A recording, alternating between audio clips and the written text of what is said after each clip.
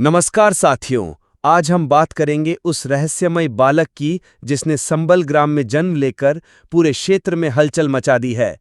कुछ उसे केवल एक सामान्य बालक मानते हैं, लेकिन कई लोग मानते हैं यही है विष्णु का अंतिम अवतार कल्कि। ध्यान दो, समय बदल रहा है। आसमान की चालें, धरती की करवटें और मानवता की पुकार सब एक ही दिशा की ओर इशारा कर रहे हैं। वर्षों से जिसकी प्रतीक्षा थी, वो धर्म का रक्षक अब लौट आया है। भारत के कई प्रमुख ज्योतिषी अब एक ही सुर में कह रहे हैं, कल्कि का आगमन हो चुका है। लेकिन सवाल यह है, क्या सच में कल्कि अवतरित हो चुके हैं, और अगर हां, तो इसके प्रमाण क्या हैं? इस रहस्य से पर्दा आज इसी वीडियो में उठेगा। अंत तक जुड़े रहिएगा। नमस्कार साथियों। भाग 1, ज्योतिषियों का दावा। 2025 में हुआ है अद्भुत संयोग। भारत के कई प्रमुख वैदिक ज्योतिषियों का कहना है कि 2025 का वर्ष कल्कि युग की शुरुआत का संकेत दे रहा है। आइए जानते हैं उनके प्रमुख तर्क। 1, ग्रहों की अद्भुत स्थिति। 2025 में बृहस्पति, गुरु और शनि दोनों ही अपनी उच्च स्थिति में होंगे। ये संकेत करता है कि पृथ्वी पर कोई दिव्य शक्ति सक्रिय हो चुकी है। 2, चंद्र और सूर्य ग्रहण के बीच उत्पन्न तांत्रिक ऊर्जा। 2025 में चंद्र व सूर्य ग्रहण के संयोग ने ज्योतिषियों को चौंकाया है। उनका मानना है कि ये एक चक्र का समापन और नए युग का आरंभ है। 3, काल चक्र की गणना। महर्षि पराशर और भविष्य पुराण की गणनाओं के अनुसार कलयुग का 5125वां वर्ष चल रहा है और इसी समय भगवान कल्कि का आगमन होना था। भाग 2, घटनाएं जो इशारा करती हैं कि कल्कि आ चुके हैं। सिर्फ ग्रहीय स्थिति ही नहीं, बल्कि पृथ्वी पर घटती कुछ रहस्यमयी घटनाएं भी लोगों को सोचने पर मजबूर कर रही हैं कि कहीं ये कल्कि के आगमन के संकेत तो नहीं। 1, संबल ग्राम में रहस्यमयी बालक की चर्चा। उत्तर प्रदेश और नेपाल की सीमा से लगे कुछ गांवों में एक बालक की चर्चा है जो जन्म से ही असाधारण शक्तियों से युक्त है। स्थानीय लोग उसे दिव्य आत्मा मानते हैं।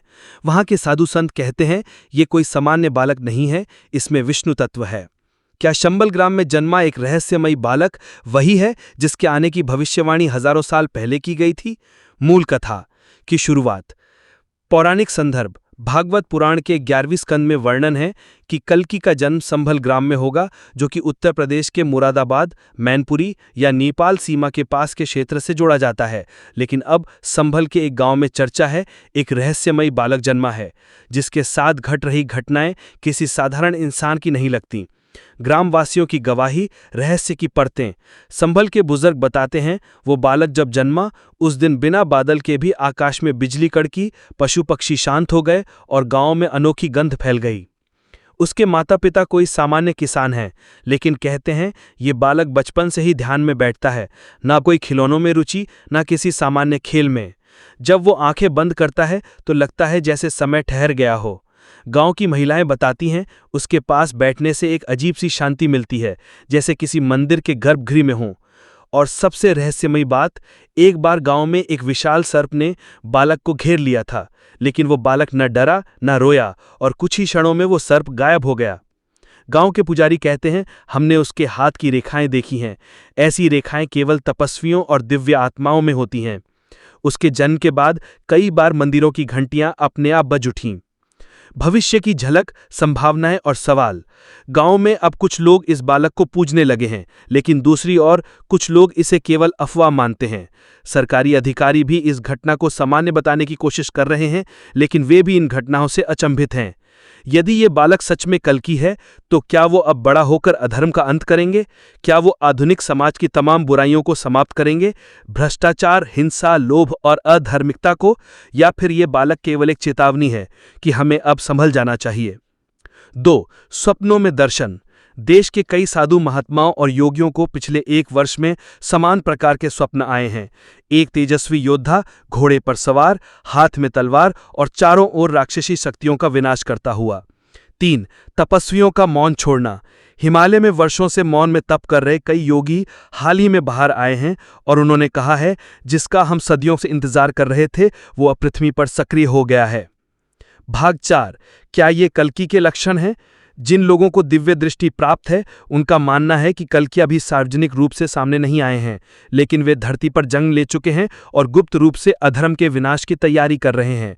उनके प्रारंभिक लक्षणों में शामिल हैं ज्ञान और शक्ति का विलक्षण समन्वय, बाल्यावस्था से ही सत्य और न्याय की ओर झुकाव, अत्याचारी शक्तियों से टकराने का साहस, अनुभूति जिनके संपर्क में आए उन्हें अद्भुत ऊर्जा का अनुभव होता है।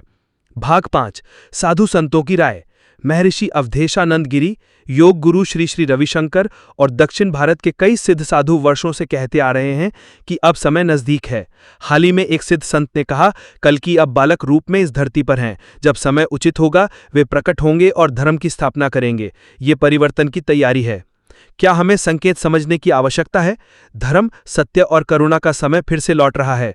ये संकेत हमें इस बात की याद दिलाते हैं कि अधर्म चाहे जितना भी बढ़ जाए, सत्य को दबाया जा सकता है पर मिटाया नहीं जा सकता। जब मानवता थकने लगती है तब ईश्वर स्वयं हस्तक्षेप करता है। शायद आज वही समय आ गया है, शायद कल्कि हमारे बीच है। अब यह हमारे ऊपर है कि हम अपनी आत्मा को जागृत करें और धर्म की राह पर चलें। इस कहानी का उद्देश्य सिर्फ ये बताना नहीं कि कल्कि आ चुके हैं या नहीं, बल्कि यह सवाल उठाना है, क्या हम उनके स्वागत के लिए तैयार हैं?